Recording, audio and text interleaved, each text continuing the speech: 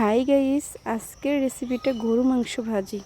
নতুন আইটেমে এই গরু মাংস ভাজিটা আপনারাও করে নিতে পারেন মাত্র অল্প কিছুক্ষণ সময়ের মধ্যে।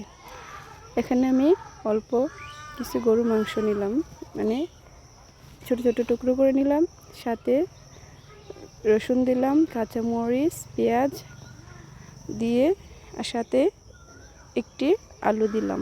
আপনারা আলুটা নাও দিতে পারেন।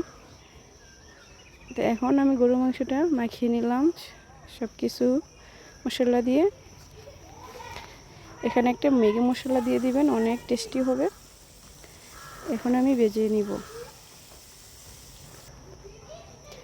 দেখেন আমি সবগুলো উপকরণ একসাথে ভেজে নিচ্ছি। এই আলু, রসুন, কাঁচামরিচ, পেঁয়াজ বেশি ভাজা যাবে না, এটা হালকা ভেজে নেবেন। এটা সালাদ হিসাবে আপনারা এই গরু মাংস ভাজির সাথে খাবেন।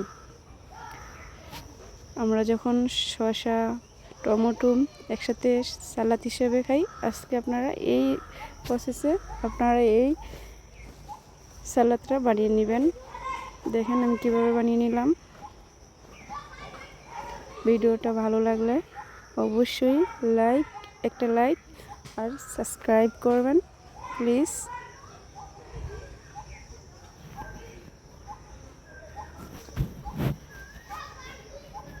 দেখেন আমার ভাজিটা মোটামুটি প্রায় শেষ দিকে। এভাবে একবার ভাজি করে দেখেন গরু মাংস আপনারা প্লেটের ভাত নিমিষেই শেষ হয়ে যাবে আশা করি।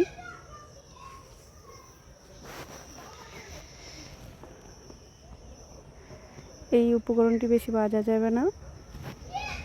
আমার ভাজিটা প্রায় শেষের দিকে, মাত্র কিছুক্ষণ সময়ের মধ্যে আপনারা এই ভাজিটা করে নিতে পারবেন। দেখতে থাকুন।